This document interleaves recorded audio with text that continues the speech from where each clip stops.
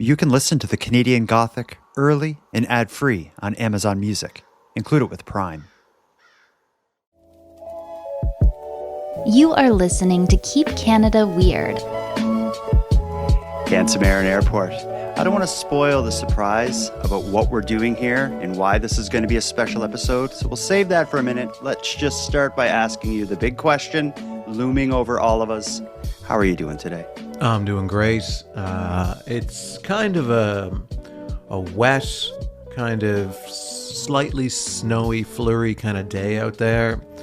Looks a tad cold, but I'm warm inside. Yeah, no, I'm good. Yeah, I'm a little upset about the weather because we had our first dose of spring here in Nova Scotia last week. Temperatures almost bordering on 20 degrees. We had like a straight up like warm spring day. But I woke up this morning to a whole bunch of snow. Not too happy about that, but I'm happy to be here with you to unpack the 12th edition of our mailbag. For people new to this show, the mailbag is the bonus episodes we release intermittently, although we are trying to do them more often. In the mailbag episodes, we air the mail that didn't make it to the regular weekly Weird News Roundup for a variety of reasons. Aaron, you have a whole narrative and subplot about what actually happens with the mailbag that involves elves and magicians and regular mail getting transcribed into voicemails. So if people want to know the whole story behind the story that is the mailbag, listen to volumes 1 through 11. But in volume 12, we have too much mail to unpack. We don't have time to get into that. But let's also address the elephant in the room. Most people listening to this are listening on Friday.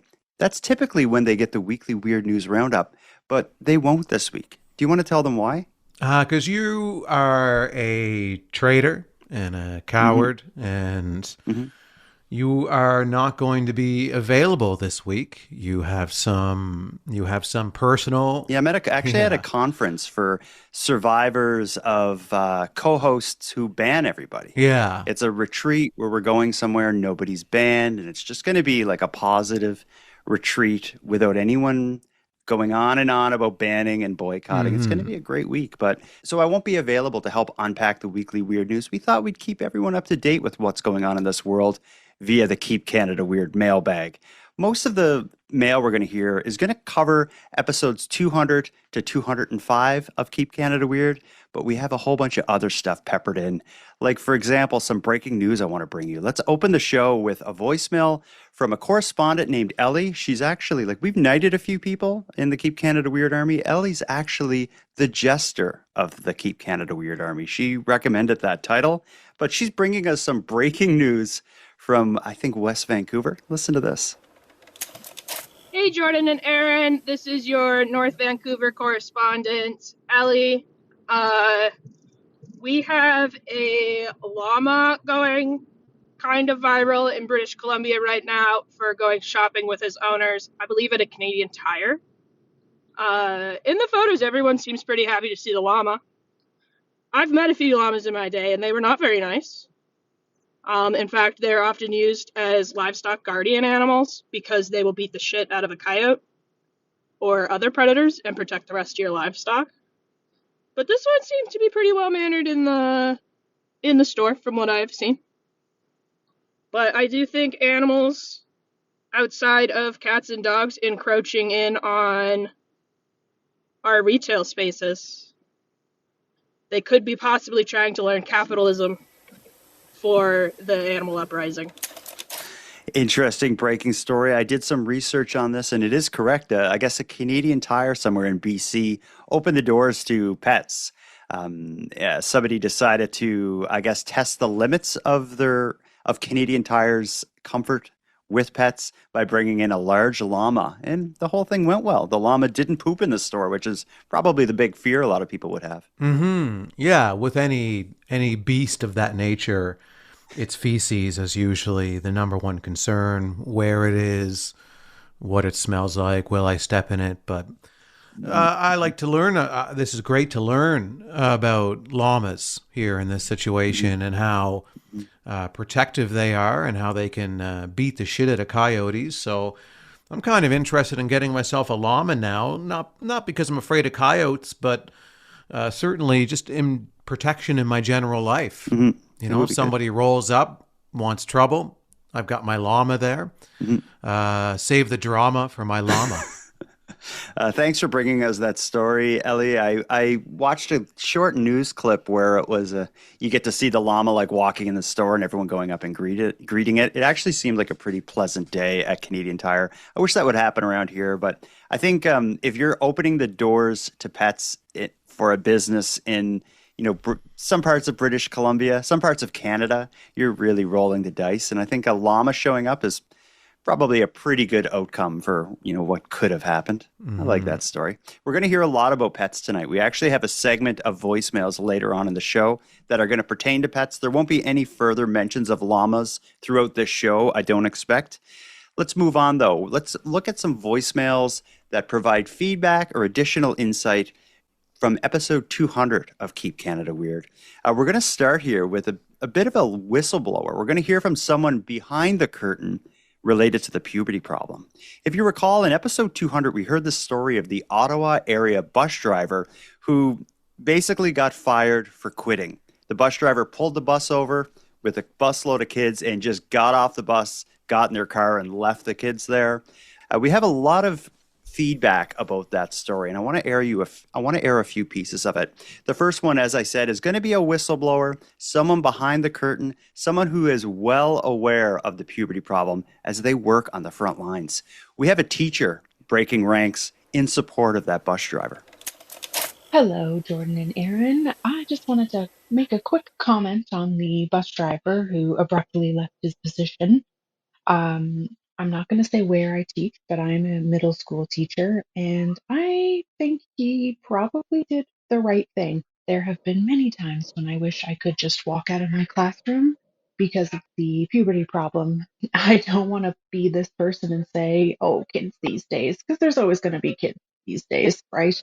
I just find they have no respect for adults, regardless of who they are, teachers, parents, bus drivers. And I know a lot of bus drivers, and they say their job is hard. They're one adult with 40 something kids, and if one of them's not behaving, it could ruin the safety of everyone on board, and that's what they have to do. Their number one rule is safety, and I applaud bus drivers because they put up with a lot of crap. Yes, the puberty problem is real. I see it every day, and I think kudos to the bus driver for just taking himself out of the situation. Sometimes I wish I could do that, but I really need my job. I'm kind of surprised to hear that. Surprised to hear that she is in support of the bus driver, or not surprised to hear she's in support of the bus driver. Surprised to hear that she's willing to add her voice to the chorus of people that are in support of the bus driver.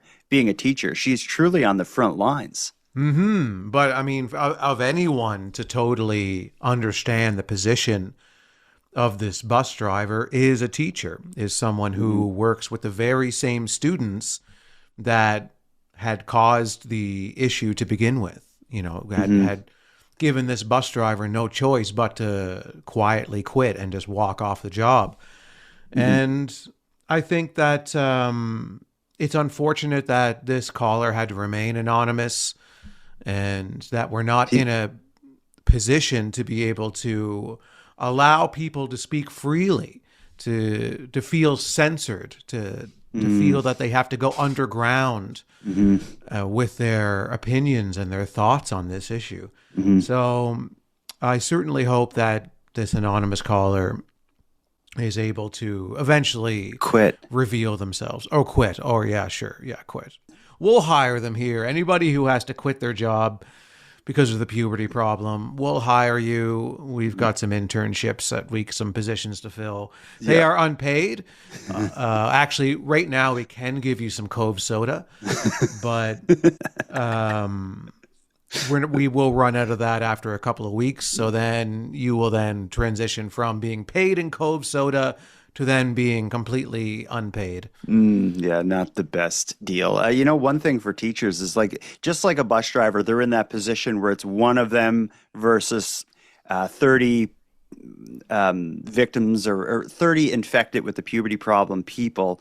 The difference with teachers, though, is they have to deal with the kids going to the bathroom and stuff and going out of the classroom. At least the bus driver can keep them all in one confined space. They're in that metal rocket flying down the highway. The teacher has to have them in a room, but allow them to leave the room and come back and be Mm. responsible for whatever nonsense they get up to in the bathrooms. My children, who are school age, often give me horror stories about things they've experienced or walked in on in public school washrooms. I'll spare you the Okay. details because this is a family show here. Yeah, yeah, yeah. I prefer not to get the details anyway. So, but when you're in a bus like that, I'll pick up again for the bus drivers here.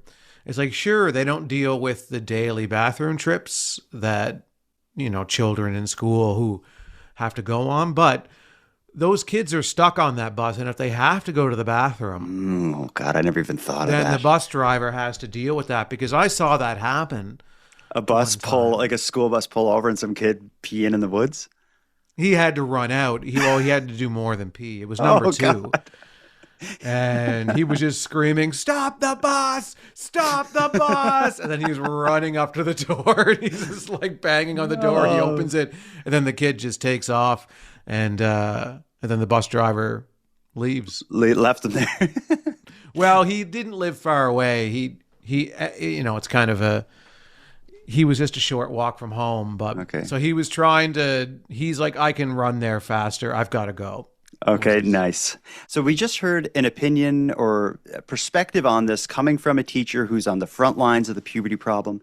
Now let's hear another vantage point. This is Carolyn. Carolyn has been banned from the show, but as you'll hear in the voicemail, she thinks since it's 2026, she's able to jump back in, and I support that. We'll see how you feel. But if you recall, Karen is our senior correspondent, and she was the one that challenged you to try to ban an older woman, which you did do.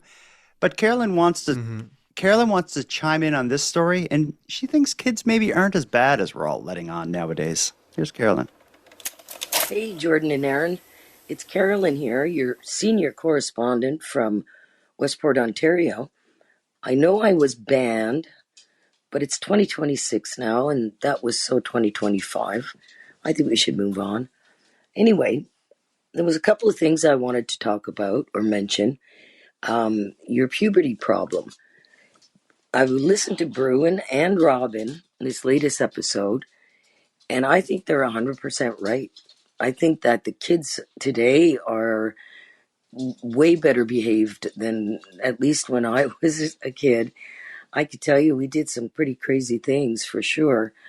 And I think a lot of them are, they do the regular kid stuff, but I don't see a lot of the shenanigans we used to get up to. Anyway, that was one thing. The other thing was your song. Your tune was fantastic. Thank you, guys. She complimented the inclusion of an airport song as the outro of, I think, episode 200 or 201. I included her complimenting that because I figured she probably lost a little bit of goodwill by coming back on the show despite being banned. But I hope she won some of it back by complimenting the airport song. Yeah, I'm really conflicted because I feel like she's trying to get banned again by saying, "Oh, banning is so 2025." I think she means her banning was. I think she means her ban was so 2025. Either way. But I'm wondering, Either way. perhaps she's like, maybe I can get in and get a 2026 ban. Do this once a year. Yeah, and I think that's what's happening. So, yeah, your opinion on the children being better is wrong. That's just the way it is. Children today are terrifying. I can't fathom defending them. And yeah, Carolyn, you are banned for 2026. That's clearly what you came on here for. So I will give that to you. And we appreciate the compliment on the song. But yeah, you'll be banned for all of 2026. And I don't want to see you sneaking on anonymously. Changing your voice. Voicemails. Hello. Yeah. This isn't Carolyn. This is not Carolyn. Please don't ban me, not Carolyn. So, yeah, Carolyn, you're banned. We've actually got quite a bit of positive feedback on the airport song. I included that again at the end of 2000 or episode 200 or 201. Maybe I'll include something at the end of this episode because a lot of people wrote asking where they can hear the rest of that album. The Airport album in full is available on Spotify and probably some of those other streaming music services. For people who want to hear the album, Aaron and I recorded in probably 7 or 8 years ago at this point. Oh, no, it was I'll longer than that. even longer. I don't It know. was like Time flies. 2008, maybe. Okay, that sounds about right. I'll include a link in this episode's description for anyone who wants to listen to it. But all that said, let's take a quick break. When we get back, let's catch up on some feedback from episode 202, specifically feedback related to the story of was it the Ottawa Generals hockey team who sent out the email asking people to get showers and not stink when they come to the games? Yeah. We have some feedback on that after this short break. Handsome Aaron Airport. When we heard about the Ottawa hockey team sending out the email about the people showing up at the game stinking, it created quite a buzz. Initially, it created a buzz around the season ticket holders who were kind of the target of this message. But then when it hit the airwaves on the news and on Keep Canada Weird, it spread nationwide. We've received quite a bit of emails and voicemails about this story, but one in particular I want to air for you because it's quite a mystery. We have a listener named Courtney who seemed to have had a similar experience at a job with the manager or the boss or whatever sending out an email or trying to stop specifically stinky people from showing up to whatever this business was. But I find Courtney, when you hear the voicemail, you'll see what I mean. But Courtney leaves out so much information in this voicemail that I think there is like a very interesting story beneath this. Let's try to figure out what may have happened when Courtney's boss tried to handle stinky people. Hey, Aaron and Jordan. It's Courtney here from Nova Scotia, wanting to add into a smelly conversation of the arena folks. I was taken back to a story in my teens where I worked at a restaurant where the owner had made it kind of clear to some of the patrons, people from the arena, gym and farmers, that maybe they weren't quite as welcome as other patrons. It turned out to be a bad business venture for her. Sometimes that type of stuff needs to be kept to yourself, I guess. Love you. Bye. What could have happened there? I feel like she was intentionally like choosy with her words to not reveal what the boss did, how they did it, what the business was. I don't know if that was just in pursuit of anonymity or if maybe something so disturbing, so shocking happened that it wouldn't be appropriate for Keep Canada Weird if she revealed that much. Yeah, we have a lot of people being afraid in their voicemails this week to reveal too much in fear of retribution from their overlords. So this restaurant had an issue with people customers smelling, but smelly people have money and they can purchase your products. So it's a very fine line to walk. And some people have llamas as bodyguards. And those people have money to spend in restaurants, but llamas do poop everywhere and they stink. So it's kind of two sides of the same coin. Yeah. So what do you do? So when I get my llama, is this an issue I'm going to run into? Sure, I'll have the sturdy protection of a llama at all times, but will I be banned and barricaded from my favorite restaurants? Stinky people in a restaurant would be an issue, I guess, for the server. But as far as the patrons of the restaurant, generally, like you're not sitting right up next to somebody like you would be at an arena. So if someone stank, like say some farmers, the option she gave in that, or the people she listed in that voicemail were farmers, people from the gym, and people from the arena. If a group of any of those showed up, they'd be kind of sitting on their own anyway. You could kind of put them in a back corner or whatever. They're not going to be right up against the other patrons. And also in a restaurant, generally the food, like the smell of the food fills the place. So I think one easy way to solve that issue in a restaurant is just kind of switch up what you're cooking.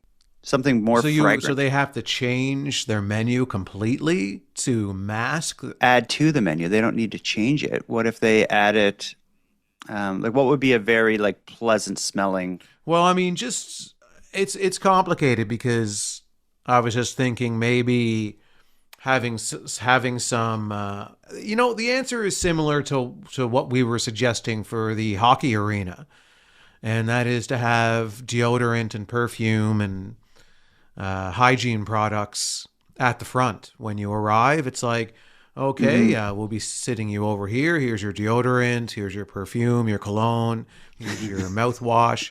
And once you have those items applied, you may sit down and enjoy your meal.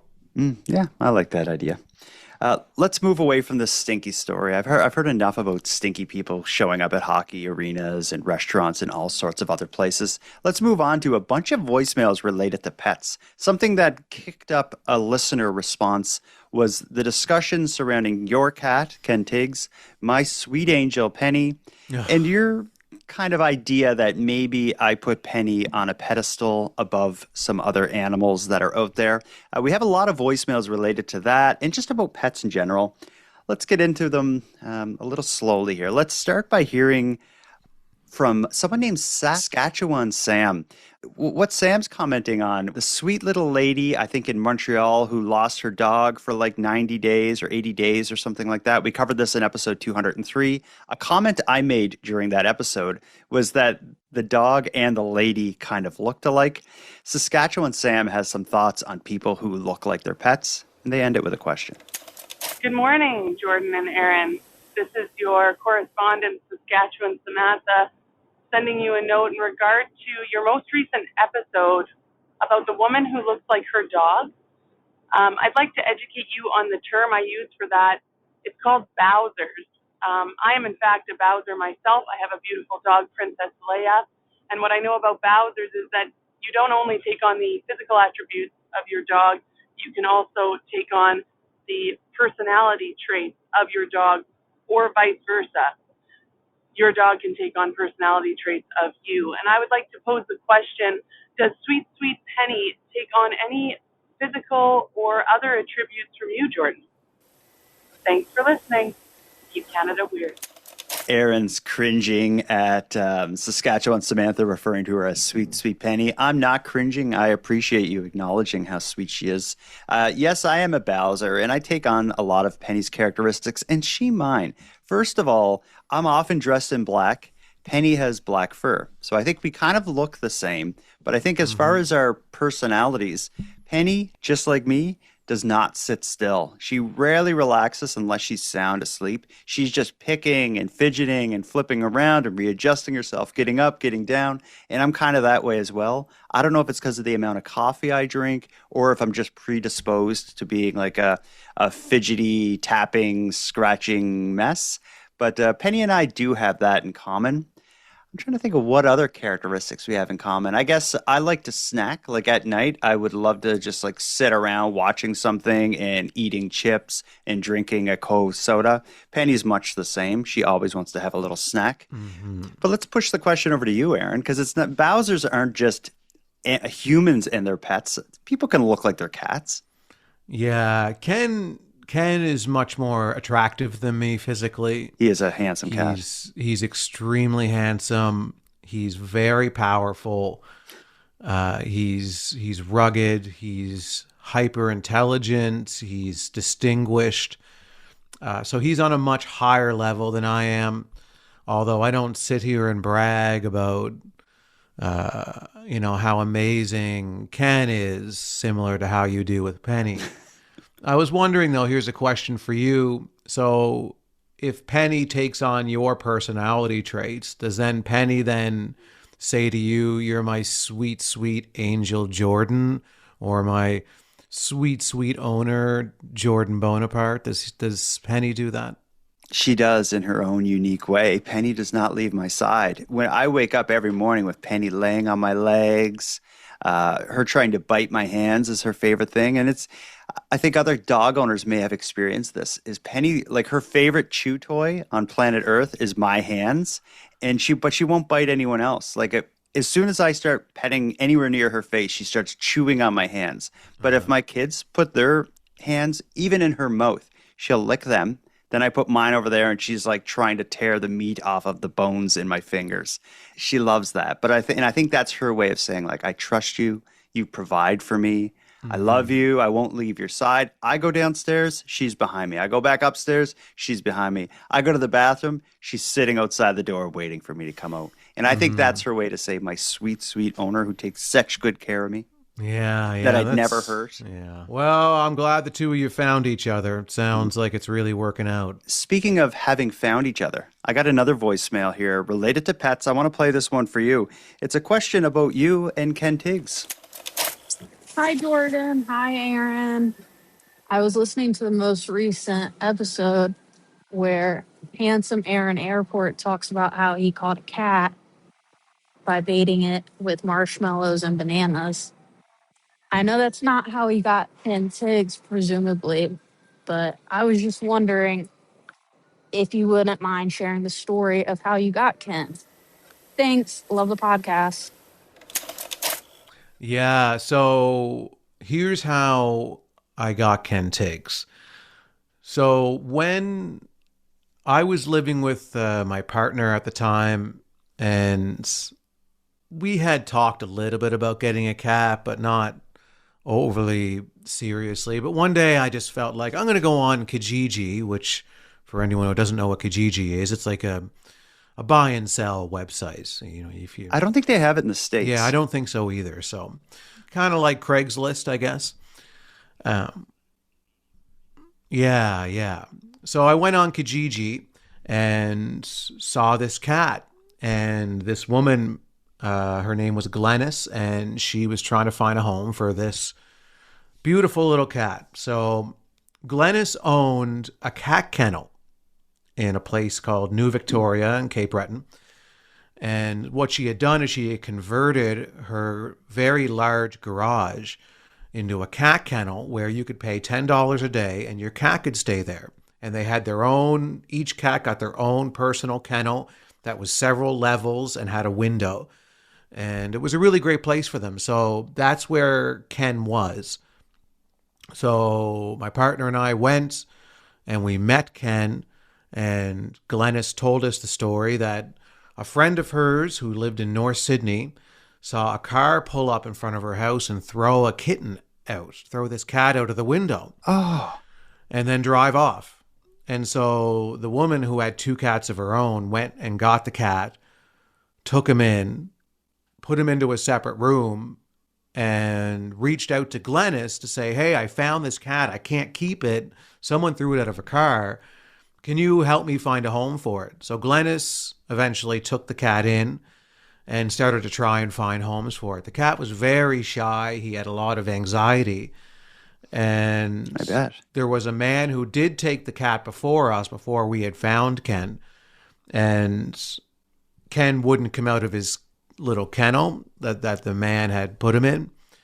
And so the man took him back and said, he won't come out, so I don't want him. And anyway, so we took Ken, and he did hide from us for the first few days, but then eventually started coming out. And yeah, they were calling him Mr. Tigger at the time. And I wasn't big on that name, but I wanted to honor his history. So, and he looked like a big jockey dude. So decided to give him the name of Ken and the last name of Tiggs to honor his Mr. Tigger heritage. And that is where Ken came from. Wow. I didn't know all that. Mm-hmm. It's a great story. Mm-hmm. You love cats. Jamie appreciates that. I'm going to play you a voicemail related to your support of cats.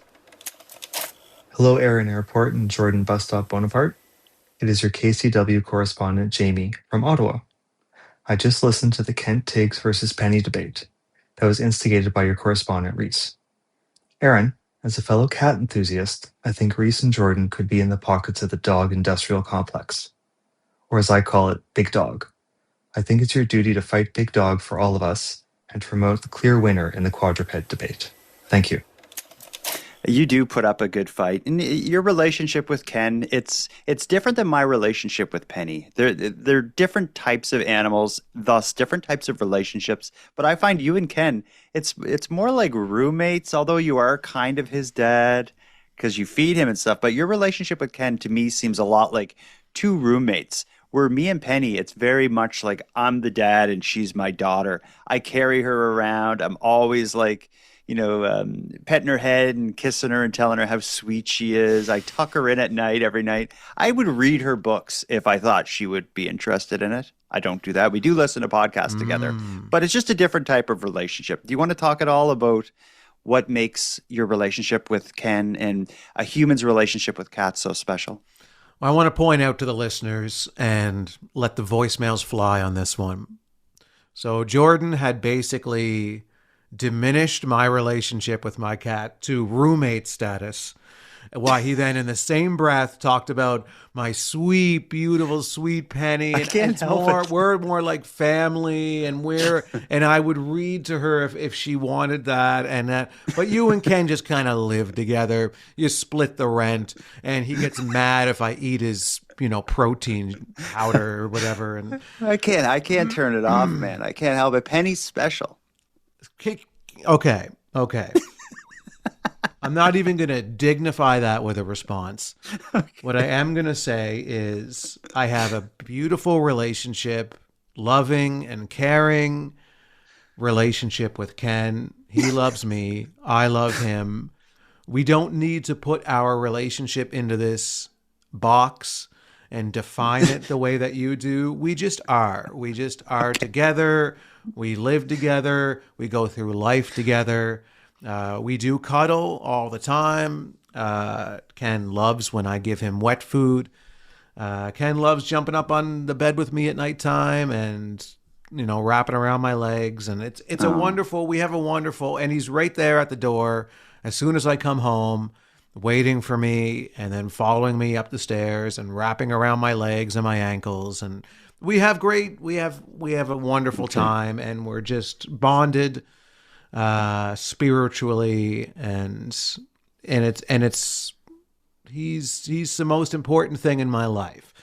Okay. And it's a shame I'm going to edit all that out. I know they'll never hear it, and this is what I go through all the time with Jordan, and this is why I have this issue with how he talks about Penny, because he doesn't give credit to the cat owners and even other dog owners. He elevates his relationship above yours. I promise you this.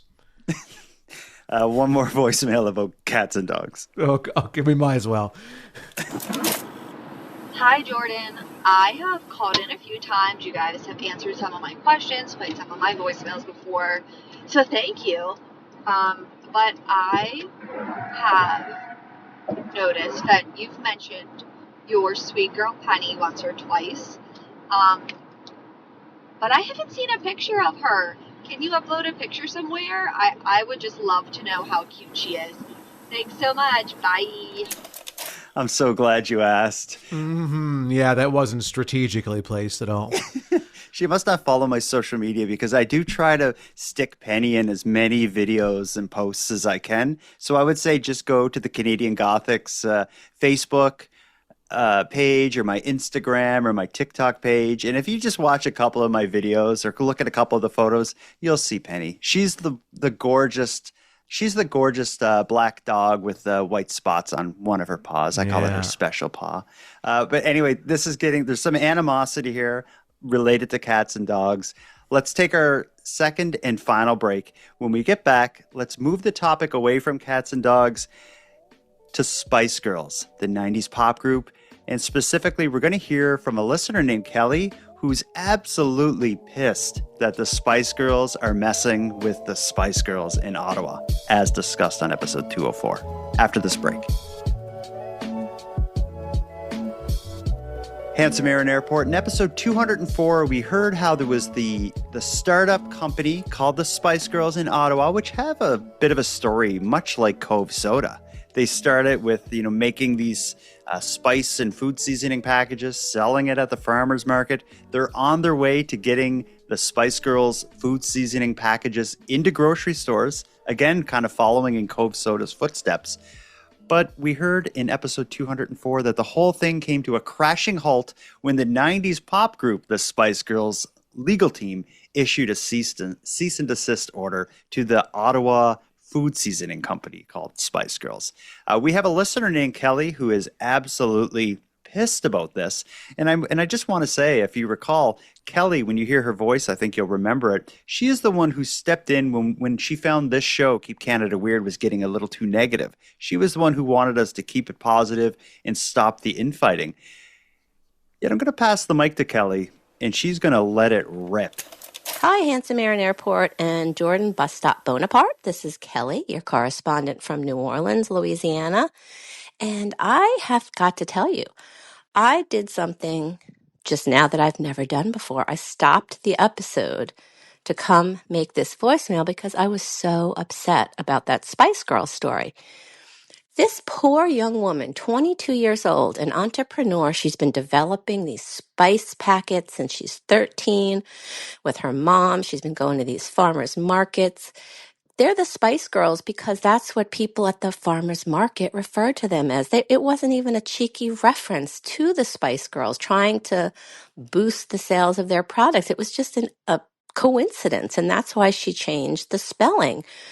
And for the Spice Girls to have their law team, their legal team, send her a cease and desist letter, like she said, that they were all about women's empowerment and having girls be bold and live out their dreams. And she's doing that. And they have to send her a cease and desist letter. First of all, like you said, the Spice Girls were popular in the 1990s. I forgot about them until that episode. They need to get over themselves. They should be thanking this young woman for reminding people that they even exist. I just think that's terrible. And I had a call about it. Thanks. Love the show. Bye. I'm glad you got that off your chest, Kelly. And I support hitting pause and going to the canadiangothic.com/contact when you got something you want to get off your chest like that. That's a voicemail coming in hot. It certainly is. And although I disagree with Kelly on pretty much everything she said, I do appreciate and respect the emotion and the effort and the importance of leaving a voicemail on your thoughts. It's okay to disagree. I support the legal team of the Spice Girls in this issue. And I think they didn't go far enough. I think this Spice woman should be arrested and made example of, because the Spice Girls have worked so hard to build up their name, and to have somebody just rip it out from under them and start selling spices with it is outrageous. We've had quite a few listeners chime in and write in with different ideas for new names for the Spice Girls company. I'm still looking to see if she's actually came up with a new name yet. I don't believe she has, but I'm kind of putting together a collection of some of the greatest Spice Girls of Ottawa Food Seasoning Company rebranding options. So maybe we'll revisit this topic in a future episode. But I want to move on now to kind of our final voicemail, and this one really packs a punch, and I think it's going to get a big conversation going. We have a listener named Brianna who wrote in, and she's in the United States, and she has a question about Canadians, our reputation as being kind, polite, and friendly, and she wants to share an experience with someone who doesn't quite feel that way about Canadians. Listen to Brianna and the predicament she's in. I am a caller from Seattle, Washington. I've never called in before, and I've been debating about whether I should call in about this because I don't know. On the one hand, I feel like, I don't know, maybe this isn't interesting, but on the other hand, it could be like really explosive. And yeah, so okay, here we go. Um, I'll start this by asking the question, are Canadians really known for being really mean to customer service reps? Let me explain. There's a person in my life who is widely considered by everyone in our community, and it's quite a large community, to be like the nicest person ever. So happy, so kind, so loving, so accepting, so inclusive. So I was completely shocked to find out that this person hates Canadians. I was on a trip with some people and this person was there and somebody just blurted out, I don't even know how it came up, but they were like, oh, well, they hate Canadians. And I was like, wait, what? And I thought it was a joke. So I was kind of just like jokingly prodding. But then I realized I struck a serious nerve. And this person, their whole demeanor changed. And I was like, dang, this is for real. And I was like, what happened? And it took some more prodding, but I finally got them to tell me that when they were working in customer service for years, the people who were just the meanest, like consistently the meanest, were the Canadians calling in. They were so mean to them, like to a crazy level. And it was like, they said like all the Canadians. So, I mean, I can't even fathom a world in which this person would hate anyone. So this just blew my mind. We didn't talk about it much more after that, but ever since then, I just have not been able to stop thinking about it. And I constantly think, like, I've got to ask Jordan and Aaron about this because is this a thing? Like, are Canadians just not maybe very patient with customer service reps? I know an American, like, I've been known to lose it a few times with some customer service reps, and I deeply regret that. But anywho, would love to hear your thoughts on all that. So I guess the main question there, before we react to her story, the main question is, are Canadians mean to customer service reps? And I think we can probably both talk on this because here in Nova Scotia, a big industry for years has been call centers and kind of the outsourcing of customer service to other parts of the world from relatively low pay area, Nova Scotia. I've worked those jobs. I've provided customer service to people all across Canada and all across the United States. I used to sell computers for Hewlett Packard, HP Shopping, or HP Hewlett Packard. I can say that that Canadians are no worse in terms of treatment of customer service representatives than Americans, although it does differ. I found when I serviced Quebec, I found people in Quebec were very short with customer service agents. I found that people on the East Coast, like Prince Edward Island, Nova Scotia, Newfoundland, some parts of New Brunswick, they were pretty pleasant. I found Quebec and Ontario were the two places where they could be a little nasty. But Right. when I sold computers to Americans, I found the Americans on average were worse. I did mostly outbound sales, not to. I did call Canada a lot when I sold postage meters to Canadian businesses, and I did a lot of outbound sales to Americans selling internet, television, cell phone packages, and all types of different things. I never really noticed a sharp difference in either.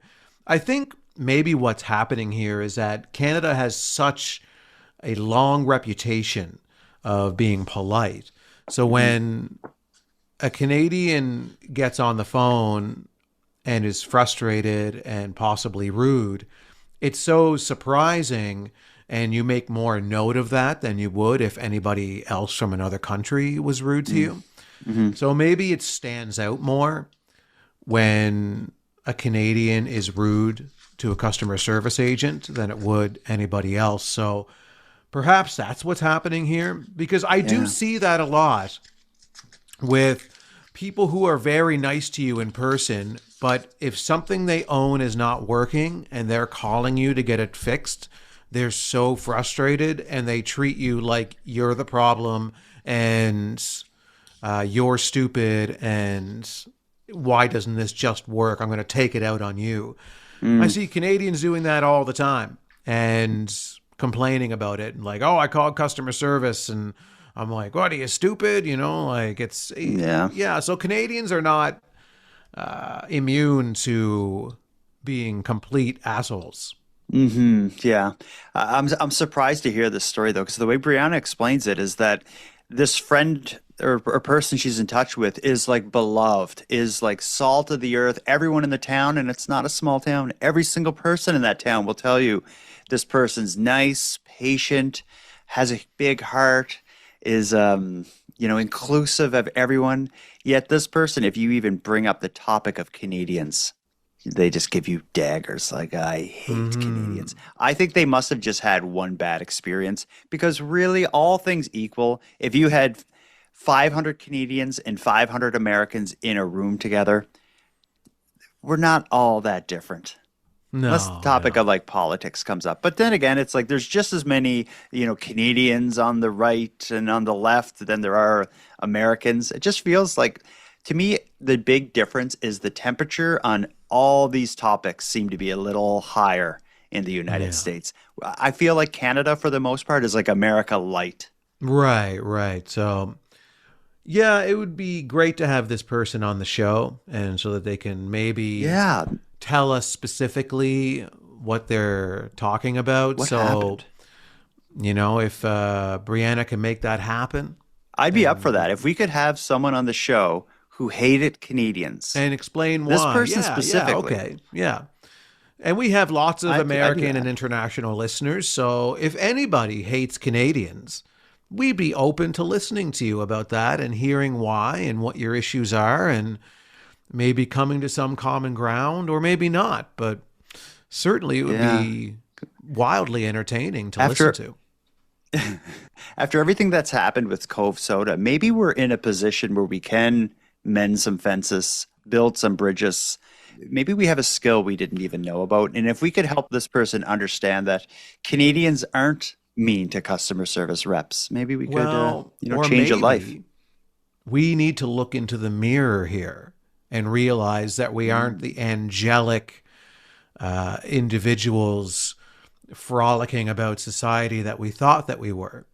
Maybe we're so passive aggressive and maybe we do have all of this underlying anger inside of us that we've pent up for years and years and generations that it's finally spilling out now.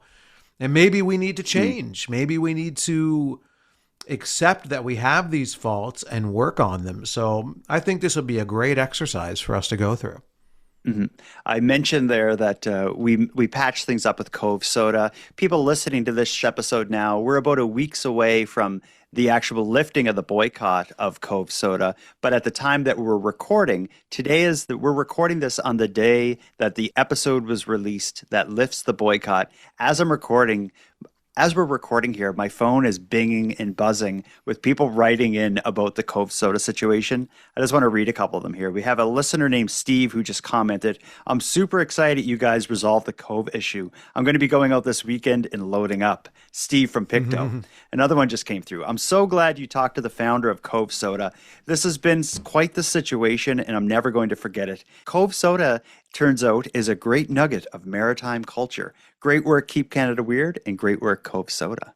People are reacting to this big time. And I think Cove Soda, any kind of issues with their sales during our boycott, I think they're going to be paid back times 10 this weekend when every Keep Canada Weird listener goes out and buys some Cove Soda. Yeah, we've sent out the army to purchase as much Cove as they possibly can. But just make sure before you go into the store to purchase your Cove, put deodorant on, swig some mouthwash, maybe a little spray of cologne or perfume. Make sure that you're smelling well enough to be allowed in the store to purchase the Cove, because you don't want to go all the way to the store, realize that you smell too bad, and then be turned away. Yeah, it's probably also a good idea to have your llama use the washroom somewhere safe outside as well before you get in there. Just tie the llama outside. It'll still be protecting you.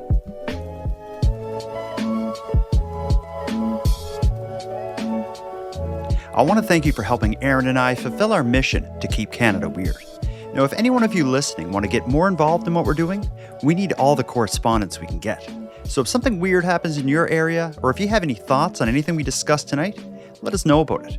The best way to reach us is by using the voice recorder that can be found at thecanadiangothic.com/contact. Now, I'm going to start wrapping up the episode, but before we part, let us thank a few people. First of all, Aaron and I want to give a big thank you to all the correspondents who contributed to this episode. If your voice message was aired on the show, go back to thecanadiangothic.com/contact and fill out the form to claim your swag pack and Keep Canada Weird badge. We'll happily get it right out to you. Next, a big shout out to Unicole for the intro and outro voiceovers, and Monty Data, who provides the outro version of O Canada that you're about to hear.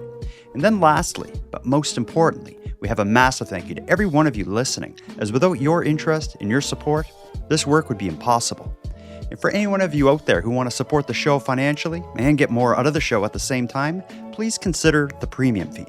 Our premium feed subscription costs just a couple bucks a month, and that money will fund the creation of new episodes. But the premium feed will also give you those episodes early, give them to you ad-free, and give you access to a full back catalog of Keep Canada Weird episodes and bonuses. You can go premium at thecanadiangothic.com/subscribe. And even if the premium feed isn't for you, you can still support the show by simply sharing episodes on social media. That's free, and it's a big help.